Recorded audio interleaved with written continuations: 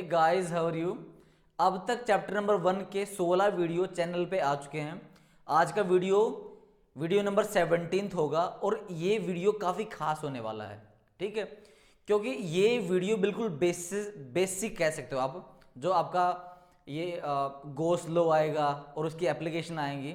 बच्चों के साथ बहुत ज़्यादा दिक्कत रहती है क्या कि वो है ना, इस चैप्टर को बिल्कुल एंड तक कर लेते हैं और वो रटते हैं कि भाई ये इलेक्ट्रिक फील्ड और ये एरिया वेक्टर की डायरेक्शन क्या होगी, क्या एंगल होगा इनके बीच में। तो इस वीडियो को बिल्कुल ध्यान से देखना और एंड तक देखना, ताकि आपके सारे डाउट क्लियर हो जाएं कि भाई एरिया वेक्टर किस तरीके से लेते हैं, होता क्या है, क्या डायरेक्शन होती है। समझ में आ गया। तो इलेक्ट्रिक फ्लक्स में देखो, इलेक्ट्रिक फ्लक्स तो देखो, एक तो है इलेक्ट्रिक वर्ड, एक है फ्लक्स, ठीक है। पहले देखो फ्लक्स क्या होता है।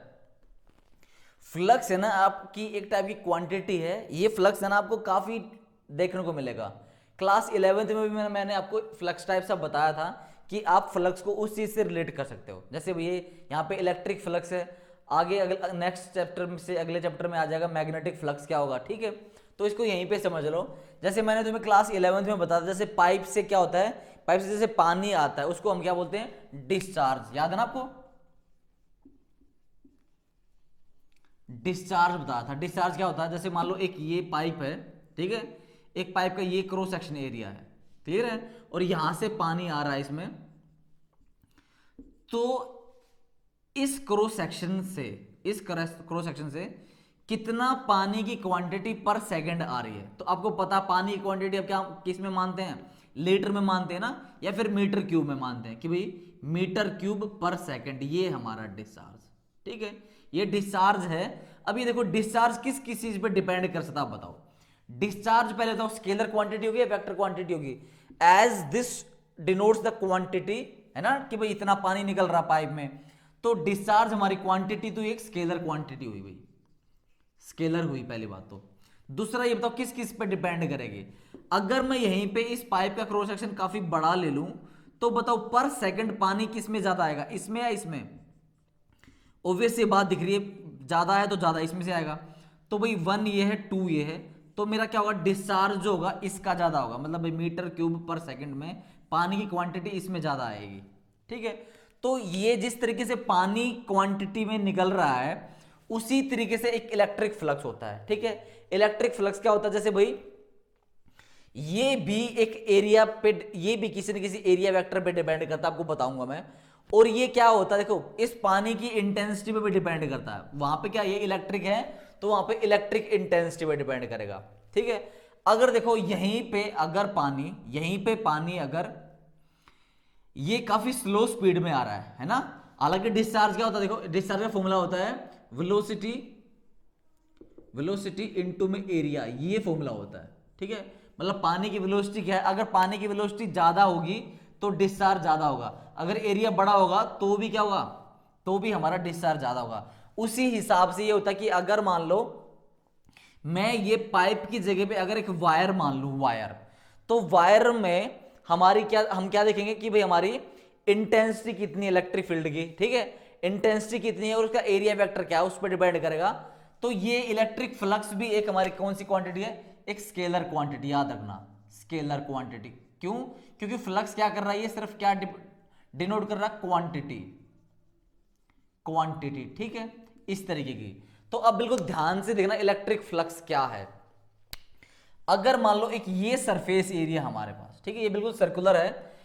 अगर इसमें से अगर ये लाइन निकल रही है, ठीक है, ये कौन सी लाइन है, ये इलेक्ट्रिक फील्ड की लाइन है, ठीक है। इलेक्ट्रिक फील्ड की लाइन है, ये इलेक्ट्रिक फील्ड है। और यही सरफेस एरिया मैं एक यहां पे लेता हूं, बिल्कुल यही सरफेस एरिया बच्चे, उतना ही बिल्कुल। अब यहां से ऐसा जा रहा है ये,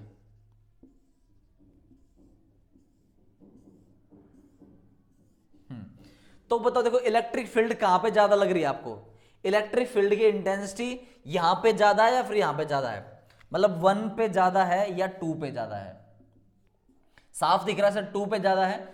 तो यहां पे इलेक्ट्रिक फील्ड की इंटेंसिटी मोर है।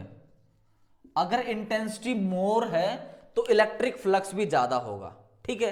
अगर यहीं पे मैं अगर एरिया बड़ा ले लेता, अगर एरिया बड़ा ले लेता, तो मेरा इलेक्ट्रिक फ्लक्स और ज्यादा होता। ठीक है, अब ध्यान से देखना, ये इलेक्ट्रिक फ्लक्स जो होगा वो किन किन क्वांटिटी पे डिपेंड कर रहा है। साफ दिख रहा हमें, एक तो इलेक्ट्रिक फील्ड पे डिपेंड कर रहा है कि मतलब इलेक्ट्रिक फील्ड की इंटेंसिटी क्या है। अगर इलेक्ट्रिक फील्ड की इंटेंसिटी ज्यादा हुई तो मेरा इलेक्ट्रिक फ्लक्स भी ज्यादा होगा। दूसरा, अगर एक एरिया वेक्टर ज्यादा होगा तो उसके कारण भी मतलब फ्लक्स ज्यादा होगा।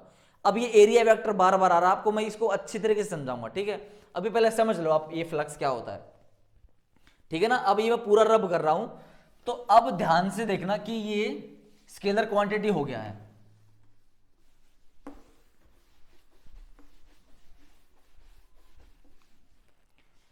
तो हमें क्या लगा था, ये इलेक्ट्रिक फ्लक्स किस किस पे डिपेंड किया। इलेक्ट्रिक फ्लक्स डिपेंड कर रहा था, ध्यान से देखो, पहला तो क्या हमारा intensity, intensity of electric field. ठीक है, दूसरा क्या डिपेंड कर रहा था कि जो सरफेस एरिया है उसका नॉर्मल वेक्टर, मतलब area, area normal to the surface.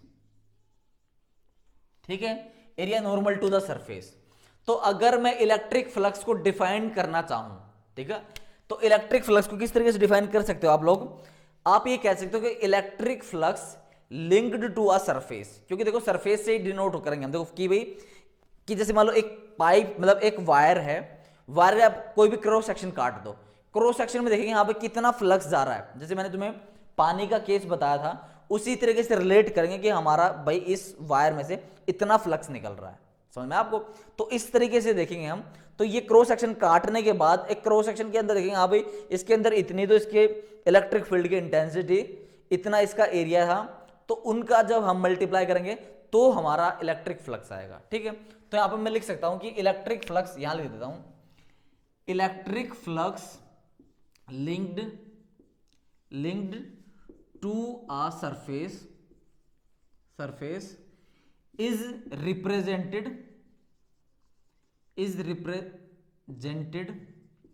by the product of electric field intensity and electric field intensity and area normal to इट। अब ध्यान से समझना ये क्या बात है। ठीक है, electric flux linked to a surface is represented by the product of electric field intensity and area normal to it. ठीक है, अभी ध्यान से देखो ये क्या चीज है भाई, एरिया नॉर्मल टू इट। ठीक है, इसको मैं बिल्कुल अच्छी तरीके से समझाऊंगा, इसको बिल्कुल अच्छी तरीके से समझाऊंगा। अब पहले देखो, इलेक्ट्रिक फ्लक्स को हम लोग डिनोट किससे करते हैं भाई। Electric flux is denoted by phi. ठीक है, फाई से डिनोट करते हैं। और हमारा क्या है, ये स्केलर क्वांटिटी मैंने आपको बताई थी। तो इलेक्ट्रिक फील्ड इंटेंसिटी, ये डॉट में एक एरिया वेक्टर। ठीक है, इस एरिया वेक्टर को बताऊंगा, तो ध्यान से देखो, आप लोग इसको कह नहीं सकते भाई देखो ये दोनों क्या है। अब मैं एरिया वेक्टर कह रहा हूं बार बार, तो दोनों वेक्टर दिख रहे हैं आपको। तो ये प्रोडक्ट कौन सा है, ये प्रोडक्ट मेरा क्या है, स्केलर प्रोडक्ट बोलते हैं इसको। डॉट को क्या बोलते हैं, स्केलर प्रोडक्ट। आप कह सकते हो कि इट इज, या फिर क्या बोलोगे, it is the scalar multiplication of two vectors. समझ में आ गया, it is the scalar multiplication of two vector. देखो दो वेक्टर हैं और स्केलर मल्टीप्लीकेशन है, डॉट हमारा स्केलर मल्टीप्लीकेशन होता है। ठीक है, तो फाई से डिनोट होता है और E dot A vector area vector होता है। ठीक है, अब बात आती है एरिया वेक्टर क्या चिड़िया सर। ठीक है, अब तक तो हम लोगों ने ये पढ़ा था सर कि एरिया तो एक स्केलर क्वांटिटी होती है। ठीक है, मैंने आपको काफी पहले लेक्चर्स में भी बता चुका हूं कि देखो जैसे लेंथ हमारी स्केलर एंड वेक्टर दोनों क्वांटिटी हो सकती है, उसी तरीके से जो हमारा एरिया होता है वो एरिया रिप्रेजेंट करने का तरीका अब थोड़ा सा अलग हो जाएगा। ठीक है, जैसे आपको ये लेंथ दे रखी है इसकी, ठीक है, इसकी लेंथ कितनी है, मान लो इसकी लेंथ बोल रखी है कि भाई 5 इंचेस है, या फिर सेंटीमीटर में कन्वर्ट करके बता देना कि हाँ भाई इसकी लेंथ इतनी सेंटीमीटर है। तो ऐसा बोलना, क्या बोला मैंने, ये बोला मैंने स्केलर। अब बात आती है कि अगर मैं यहीं पे कहूं कि भाई मैंने इसको इस तरीके से कर रखा है, इसकी जो लेंथ है वो ईस्ट डायरेक्शन में है, तो मान लो अगर मैं कहूं 6 इंचेस इन ईस्ट डायरेक्शन, तो ये क्या होगी, तो ये यहीं पे ये वेक्टर होगा। क्लियर है? तो अब एरिया वेक्टर को समझाता हूं आप लोगों को ध्यान से कि इसकी डायरेक्शन क्या होगी और किस तरीके से ये होगा। मेरे ख्याल से आप लोगों ने ये नोट कर लिया होगा, ठीक है ना। अभी यहीं पे देखो ध्यान से, बिल्कुल आप लोगों ने क्लास 11th में मैंने आपको बताया था कि अगर मान लो एक वेक्टर है, जैसे ए क्रॉस में बी वेक्टर, ऐसे वेक्टर है, ठीक है। अब देखो इनका जो ये दोनों प्रोडक्ट होंगे, इनकी जो अगर मान लो ये एक आर वेक्टर है, ठीक है। अब इसकी डायरेक्शन कैसे बताई थी आप लोगों को, मैंने बताई थी कि भाई राइट हैंड थंब रूल से या फिर राइट हैंड कर्ल रूल से हम क्या करते थे कि पहले अपने हाथ को ए डायरेक्शन में डिस्प्लेस करो, बी की तरफ करो करो, और जो ये थंब की डायरेक्शन होगी वो इस आर की डायरेक्शन होगी। याद आपको, है ना, कि अगर मान लो देखो कोई ए वेक्टर ये है, बी वेक्टर ये है, अगर ये आर वेक्टर है, ठीक है, ये आर वेक्टर है, ये ए वेक्टर है, ये बी वेक्टर है, समझ में आ गया। अगर मान लो इनका क्रॉस प्रोडक्ट लेना था, अगर मैं आर की मल्टीप्लाई करूं तो क्या हो जाएगा, ये जो आर की डायरेक्शन होगी, है ना, जो ए में ले बी की तरफ मोड़ दो और हमारा क्या हो जाएगा, जो इनका प्रोडक्ट होगा वो आर की डायरेक्शन बताएगा। क्लियर है? बट देखो यहाँ पे ट्रायंगल लो की फीलिंग आ गई आप लोगों को, ठीक है। बट ट्रायंगल लो नहीं है, याद रखना ट्रायंगल लो नहीं है। या फिर आप इस तरीके से कर सकते हो कि भाई एक एक ये है, एक इंटू में बी है, मतलब ये एक वेक्टर है, ये बी वेक्टर है। क्लियर है? अब अगर इन दोनों का जब मल्टीप्लाई करोगे तो देखो ये प्लेन जो दिख रहा है, प्लेन प्लेन इस तरीके से, या तो इसकी डायरेक्शन हमारे को ए वेक्टर है ना, ए क्रॉस में बी करोगे, ए को बी की तरफ मोड़ दो, मतलब हाथ को इस तरीके से मोड़ दो बी की तरफ, तो ये अंगूठे की डायरेक्शन जो बाहर की तरफ आई है, बाहर की तरफ आई है। या फिर अगर कोई इस तरह में, तो बी क्रॉस में ए करूंगा, बी क्रॉस में ए करूंगा, तो इसकी डायरेक्शन अंदर की तरफ हो जाएगी। क्लियर है? तो भाई प्लेन के बाहर और अंदर दोनों हो सकती है, समझ में आई। अब बात करता हूं मैं आपको एरिया की, तो ध्यान से देखना, अगर मैं ये एरिया लेता हूं, ध्यान से देखना बिल्कुल, ये आपको एक एरिया दिख रहा है, ये मान लो पी क्यू आर एस ये है। क्लियर है? अब मान लो ये स्क्वायर है, तो ये इसकी क्या होगी, ये लेंथ एल होगी, एल होगी, एल होगी और एल होगी। इसका एरिया क्या हो गया, एरिया साफ दिख रहा है सर, एल इंटू में एल, एल स्क्वायर आ गया। ठीक है। अब बात आती है कि वेक्टर से कैसे डिनोट करोगे इसको। तो देखो अब अगर मैं कहूं ये पी क्यू इस डायरेक्शन में है और मेरा जो ये क्यू आर है ये इस डायरेक्शन में है, तो क्लास 11th में बता रखा आपको एरिया क्या होगा भाई, एरिया वेक्टर। पहले चलो एरिया देख लो भाई, एरिया क्या होगा, ध्यान से देखना। एरिया आपका एल मतलब आपका पी क्यू वेक्टर क्रॉस में क्यू आर वेक्टर। क्लियर है? ये होगा। तो देखो आपको ये देखो, तो एरिया यहां पे भी ये वेक्टर आएगा, बस देखो डायरेक्शन भी समझ में आएगी आपको किस तरीके से। अब ये हाथ पी की तरफ गया और पी की तरफ ऐसा मोड़ दिया आप लोगों ने, ठीक है। तो देखो यहां पे ये एल है, वहां पे एल है, ठीक है। तो ये इसको आप लोग क्या लिख सकते हो, है ना, क्योंकि देखो ये हमारा क्या है, ये प्रोडक्ट है हमारा, तो पी क्यू वेक्टर मत लिखो, सिर्फ P Q dot Q R into में साइन थीटा इंटू में एन कैप हम लेते थे, समझ में आ गया। तो ये एन कैप हमें डायरेक्शन बताएगी कि किस डायरेक्शन में हमारा एरिया वेक्टर आएगा। हालांकि यहाँ पे चाहिए कोई ये ना लिखे तो काम चल जाएगा, क्यों, क्योंकि जो डायरेक्शन होगी वो एन वेक्टर हमें ऑटोमेटिक बता देगा। तो देखो पी क्यू की हमारा मैग्नीट्यूड क्या है, पी क्यू का एल है और क्यू आर का क्या है, एल है। साइन थीटा एंगल किन के बीच में, जो दो वेक्टर है, तो इन दोनों वेक्टर के बीच में एंगल कितना है, 90 डिग्री। तो साइन 90 इतना होता है 1, साइन 90 होता है 1, तो यहां पे हमारा एन यूनिट का है। क्लियर आपको? तो देखो जो हमारा एरिया वेक्टर आएगा वो एल स्क्वायर एन कैप ही आया, देखो ध्यान से भाई, समझ में आ गया। ये हमारा क्या आया, एल स्क्वायर एन कैप आया एरिया वेक्टर। देखो ध्यान से, वो क्या था, ये सिर्फ था मैग्नीट्यूड, ये था मैग्नीट्यूड। अब है area vector L square N cap. इस चीज को ध्यान से समझ लोगे तो भाई यहीं पे आपका काम समझ में मतलब आपका काम खत्म हो जाएगा अगर यही समझ में आपको पूरा आ गया। तो area vector L square N cap. अब बात आती है कि सर इसकी ये एरिया वेक्टर है, इसकी डायरेक्शन किधर होगी। अब देखो वैसे मैंने यहां पे बताया था कि एरिया नॉर्मल टू इट, तो जो अगर इसमें से फ्लक्स निकालना है, इसमें से फ्लक्स निकलेगा, ऐसे तो निकलेगा नहीं क्योंकि देखो ये इस तरीके से इसके आर पार ही निकलेगा, है ना, इसके आर पार निकलेगा, तो इसका सरफेस, इसका एरिया वेक्टर किधर होगा, ध्यान से देखो, पी क्यू की तरफ हाथ करा, क्यू आर की तरफ मोड़ा, तो कहां डायरेक्शन हुई, एरिया वेक्टर डायरेक्शन हुई इस तरीके से।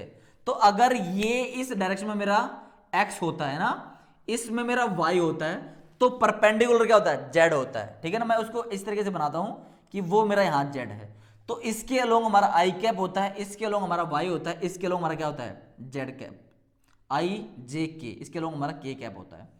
तो ध्यान से देखो, ये अगर बाहर की तरफ आया है ना, इस तरीके से बाहर आया है, तो मैं यहां पे क्या लिख दूंगा, यहां पे लिख दूंगा मैं, ये आएगा एल स्क्वायर के कैप। तो एरिया वेक्टर की डायरेक्शन क्या हुई है, ये हमारी एरिया वेक्टर की डायरेक्शन हुई है बाहर की तरफ, ठीक है ना, मतलब इस सरफेस के परपेंडिकुलर, याद रखना, इस सरफेस के परपेंडिकुलर। अगर आपको कोई कहे मेरे को कि सर क्या ये हमेशा प्लस की बाहर की तरफ आएगा, क्या अंदर की तरफ भी आ सकता है, बिल्कुल आ सकता है। क्यों, देखो अभी आपने ये लिया है, अगर आप देखो ये, अगर यहां डायगोनल बनाते हो तो ये लेंथ हमारी इस तरीके की, ये लेंथ इस तरीके की, क्लियर है, तो हमारा एरिया क्या होगा, पी एस इंटू में एस आर। तो आपको क्या करना है, आपको पी एस की डायरेक्शन में हाथ करा और एस आर की तरफ मोड़ दिया, तो हमारी अंगूठा का अंदर की तरफ, अंदर की तरफ। तो मान लो मैंने बाहर वाले को प्लस माना था, तो अंदर वाले का क्या आ गया, अंदर वाले का जो एरिया वेक्टर आया वो मेरा L square minus K cap आया। क्यों, क्योंकि अब अंदर वाली डायरेक्शन को, मतलब inside direction minus, inside the plane minus direction, ठीक है, मतलब we have taken minus direction inside the plane. अब आउटसाइड मैंने पॉजिटिव लिया है, क्लियर आपको। तो मेरे ख्याल से आपको ये बिल्कुल अच्छी तरीके से समझ में आ गया है ना, कि भाई हमें डिपेंड करता कि एरिया वेक्टर हम किधर ले, मतलब कौन सा, अगर इस ऐसे लेंगे तो मेरा प्लस इधर आएगा, और ऐसा करेंगे तो अंदर की तरफ आएगा। तो एरिया वेक्टर ये कौन सा सरफेस था, ये 2D है, याद रखना, जो 2D सरफेस होंगे, 2D टू डायमेंशन सरफेसेस होंगे, उनके लिए एरिया वेक्टर इस प्लेन के, मतलब इस कोई भी सरफेस के बाहर भी हो सकता है ना, मतलब दोनों डायरेक्शन में हो सकता है, मतलब इधर भी और उधर भी, क्लियर है। बट अगर केस 3D का आता है, ठीक है, अगर केस 3D का आता है, 3D में कौन कौन से सरफेस हो सकते हैं, एक जैसे हमारा सिलेंड्रिकल सरफेस है, ठीक है, ध्यान से देखना, पहले स्फेरिकल, चलो पहले सिलेंड्रिकल ले लो भाई, इस तरीके से सिलेंड्रिकल सरफेस है, ठीक है। तो इस सरफेस का एरिया वेक्टर कहां होगा, सरफेस के परपेंडिकुलर, याद रखो, देखिए ये सरफेस है, क्लियर है। देखो जैसे ये सरफेस, अगर मान लो ये सिलेंड्रिकल मान लो भाई, इसको सिलेंड्रिकल मान लो आप, तो ये सिलेंड्रिकल है, तो देखो ये सरफेस दिख रहा है ये, तो इसके परपेंडिकुलर इसका एरिया वेक्टर होगा, ठीक है, इसके परपेंडिकुलर इसका एरिया वेक्टर होगा, तो ये बिल्कुल इस तरीके से, ठीक है, ये अब नीचे भी एरिया वेक्टर ये होगा। तो इसका मतलब ये जो 3D सरफेसेस होंगे, 3D सरफेसेस में एरिया वेक्टर हमेशा सरफेस के बाहर होगा, अंदर नहीं हो, सरफेस के हमेशा बाहर होगा, मतलब इसका इसके बाहर, इसका इसके बाहर। और देखो जो ये हमारा सिलेंड्रिकल सरफेस है ना, देखो जैसे ये बोतल है, ये बोतल आपको सिलेंड्रिकल दिख रही है, तो देखो अब सिलेंड्रिकल सरफेस को ये इसके परपेंडिकुलर है, परपेंडिकुलर, तो इस तरीके से घूम जाओगे तो इसका एरिया वेक्टर हर जगह से इसके परपेंडिकुलर आएगा सरफेस के, क्लियर है आपको। तो देखो मेरे को आप लगता है आपको बिल्कुल अच्छी तरीके से समझ में आ गया, ठीक है। अगर मैं यहां पे देखो स्फेरिकल सरफेस ऐसा लेता हूं, स्फेरिकल सरफेस, तो अगर देखो यहां पे एक चार्ज है मेरा, क्यू चार्ज है, तो क्यू चार्ज से हमारी इलेक्ट्रिक फील्ड इधर निकलेगी, क्लियर है, इलेक्ट्रिक फील्ड इधर निकली, और इस सरफेस पे एरिया वेक्टर किधर होगा, इस सरफेस पे। आपको पता है कि जो रेडियस के थ्रू लाइन जाती है, उसका जो उस पे जो, मतलब अगर परपेंडिकुलर डालूंगा तो वो रेडियस के परपेंडिकुलर होगा, ठीक है ना। तो मतलब जो हमारा इसका एरिया वेक्टर होगा वो भी हमारा ई की डायरेक्शन में ही होगा भाई, ठीक है ना, इस ई की डायरेक्शन में ही होगा, क्लियर आपको। और आप देखो इस जो मैंने यहां पे ई ए लिखा था, ये वाला जो देखो ई डॉट ए था, इसको मैं क्या लिख सकता हूं, ई ए कोस थीटा। क्यों, क्योंकि मेरा क्या है, ये एक स्केलर है, स्केलर क्वांटिटी है, तो मैं इसको ई ए कोस थीटा लिख सकता हूं। क्लियर आपको? मेरे ख्याल से आपको यहां तक समझ में आ गया होगा। क्लियर है? तो अब मैं ये पोर्शन रब करता हूं।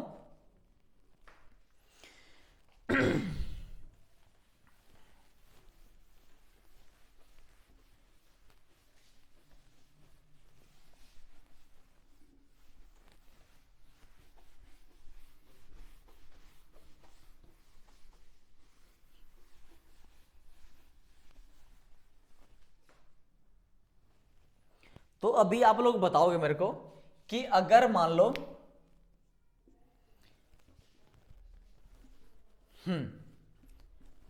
अगर मेरे को ये ऐसा सरफेस दे रखा है भाई, ऐसा सरफेस दे रखा है, ठीक है, ये ऐसा सरफेस गिवन है, ठीक है, और उसमें इलेक्ट्रिक फील्ड जा रही है लाइन इस तरीके से भाई, इलेक्ट्रिक फील्ड लाइन हमारी इस तरीके से है, टेढ़ी बन गई थोड़ी सी, इस तरीके से इलेक्ट्रिक फील्ड लाइन है। क्लियर है? तो अगर आपको फ्लक्स निकालना पड़ जाए, आप किस तरीके से निकालोगे फ्लक्स भाई? अगर ये एक हॉरिजॉन्टल सरफेस है तो हॉरिजॉन्टल सरफेस से ये एंगल थीटा बना रही है। क्लियर है? ये एंगल थीटा बना रही है, तो बताओ भाई, सोच के बताओ भाई क्या होगा। ठीक है, अगर मैं सोच ले तूने, यहां देखो ये हुआ हमारा, ये हमारा इलेक्ट्रिक फील्ड है। क्लियर है? और देखो ये सरफेस दिख रहा है आपको, सरफेस का एरिया वेक्टर कहां होगा? अगर मैं ये ऐसा है तो एरिया वेक्टर होगा ऐसा। क्लियर है? तो एरिया वेक्टर डायरेक्शन देखो, ये मैं यहां बनाता हूं, ये किसकी डायरेक्शन है? ये है आपकी एरिया वेक्टर की डायरेक्शन है। क्लियर है? अब हमारा ई इधर है, ई इधर है और एरिया वेक्टर उधर है, तो फ्लक्स कैसे लिखोगे? फ्लक्स कैसे लिखोगे? तो याद रखो, हमें ना इलेक्ट्रिक फील्ड का वो कंपोनेंट लेना है जो हमारा एरिया वेक्टर के अलॉन्ग है। याद रखो, ठीक है? पर ये बात भी हमेशा फिक्स नहीं होगी। देखो मैं इसको दोनों तरीके से करवाऊंगा तुम्हें, ठीक है? अब देखो इसका कंपोनेंट, ये वाला कंपोनेंट क्या होगा? क्या बनेगा इसका कंपोनेंट? ई कोस थीटा, है ना? तो क्या होगा? ई कोस थीटा और ए वेक्टर। क्लियर आपको? तो ई ए कोस थीटा। अगर मेरे को कोई कहेगा सर क्या मेरे को हमेशा इलेक्ट्रिक फील्ड के कंपोनेंट को ही बनाना उधर की तरफ? बिल्कुल भी जरूरी नहीं है। क्लियर है? बिल्कुल भी जरूरी नहीं। क्यों? क्योंकि देखो हमारा एरिया भी, ये भी एक, जो ये एरिया वेक्टर, ये भी एक वेक्टर है, इलेक्ट्रिक फील्ड भी एक वेक्टर क्वांटिटी है, आप इसको भी रिजोल्व कर सकते हो। ठीक है? तो देखो ये एरिया इधर है, इसके अलोंग, अगर मैं इसके अलोंग बताऊंगा तो इसके अलोंग मेरा ए क्या जाएगा? ए कोस थीटा। क्लियर है? और इसको इसके अलोंग करूंगा, वो क्या आएगा? ई कोस थीटा। समझ में आपको?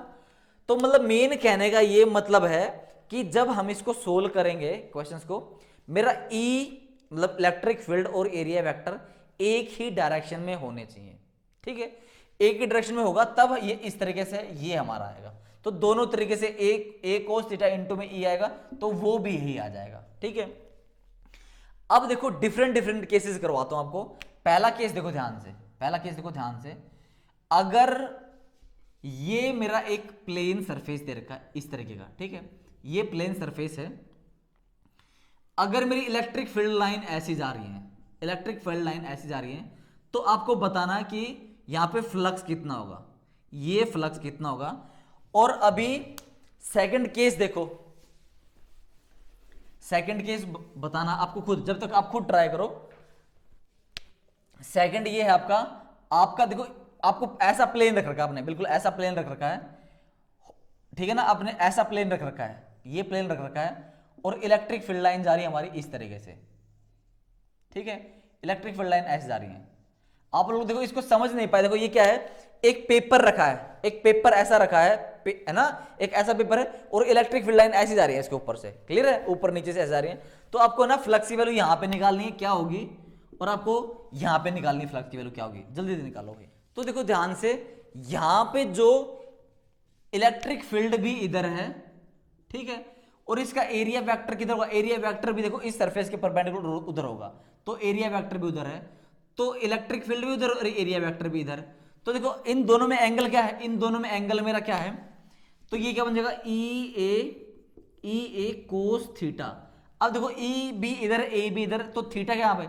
थीटा की वैल्यू 0 डिग्री। थीटा की वैल्यू अगर 0 डिग्री है तो मेरा फाई क्या हो जाएगा? फाई इजकल टू ई ए। सिर्फ ई ए हो जाएगा, ठीक है, क्योंकि कोस जीरो कितना होता है, कोस जीरो हमारा 1 होता है। अब यहां देखो ध्यान से, ई इलेक्ट्रिक फील्ड की डायरेक्शन इधर की तरफ है, क्लियर है, और आपका जो एरिया वेक्टर है वो किधर है, देखो ये ऐसा है, तो एरिया नीचे है, एरिया नीचे है, इलेक्ट्रिक फील्ड उधर है, तो एंगल क्या है, थीटा इजकल टू 90 डिग्री, ठीक है। तो यहां पे क्या हो जाएगा, ई ए कोस थीटा, तो कोस 90 कितना, 0, तो फ्लक्स मेरा 0 हुआ, फ्लक्स 0 हुआ। तो याद रखना जो थीटा है, याद रखना थीटा एंगल किस किस के बीच में है, it is the angle between electric field intensity and area vector. याद रखना एरिया के बीच में नहीं, एरिया वेक्टर। आप बार बार इस चीज को बोलोगे, बस आप इस चीज को गौर कर लो भाई, इस चीज पे गौर कर लो, आप है ना एंड तक दिक्कत नहीं आएगी। थीटा एंगल किसके बीच में है, electric field intensity and area vector, area vector याद रखना, ठीक है। अब अगर ध्यान से देखो, अगर मैं अब इसको मैं रब कर रहा हूं, अब एक केस देख लो फटाफट। अगर ये केस है कि भाई मेरे को ये सरफेस गिवन है, ठीक है, इस तरीके से सरफेस गिवन है और मेरी इलेक्ट्रिक फील्ड लाइन है ऐसी, देखो ये सरफेस गिवन है, ठीक है, इलेक्ट्रिक फील्ड लाइन ऐसी है, इलेक्ट्रिक फील्ड लाइन ऐसी है, क्लियर है। और आपको जो एंगल गिवन है, ये एंगल मैं बोलता हूं कि ये एंगल मान लो 30 डिग्री है एंगल, ठीक है, 30 डिग्री एंगल है। आप लोग अब बता दो कि इस केस में मेरा फ्लक्स क्या होगा। पॉज कर लो वीडियो को और फटाफट ट्राई करो भाई, हो गया, चलो फिर देखो ध्यान से। तो भाई इलेक्ट्रिक फील्ड तो मेरी ये है, ठीक है, इलेक्ट्रिक फील्ड ये है, और इसका एरिया वेक्टर क्या होगा, एरिया वेक्टर होगा इस पॉइंट से, अगर मैं बताऊं तो इस सरफेस के परपेंडिकुलर, इस सरफेस के परपेंडिकुलर। तो अगर ये 30 है तो ये क्या हो जाएगा, 60 डिग्री हो जाएगा, ये एरिया वेक्टर की डायरेक्शन है, क्लियर आपको। तो या तो आप इसको इसके अलाउंग कर लो या इसको इसके अलाउंग कर लो, ठीक है, या फिर सीधा क्या कर लो, e a cos of the angle between them. तो ई और ए के बीच में कौन सा एंगल है, 60 डिग्री, तो क्या हो जाएगा यहां पे हमारा ई ए कोस 60 डिग्री, क्लियर आपको। तो ये हो जाएगा, याद रखना। अगर आप कोई कहे सर मैं तो ऐसा लूंगा भाई, अगर कोई ऐसा लेगा तो बच्चे ये भी क्या आएगा, ये भी 60 आएगा, तो वो यही आएगा, क्लियर है। तो बच्चे मैं आप लोगों से उम्मीद रखता हूं कि आपको ये वाला लेक्चर काफी अच्छा लगा होगा, ठीक है। इन वीडियोस को अपने दोस्तों के साथ शेयर कीजिए ताकि इनका बेनिफिट वो लोग भी उठा सकें। Thank you very much guys.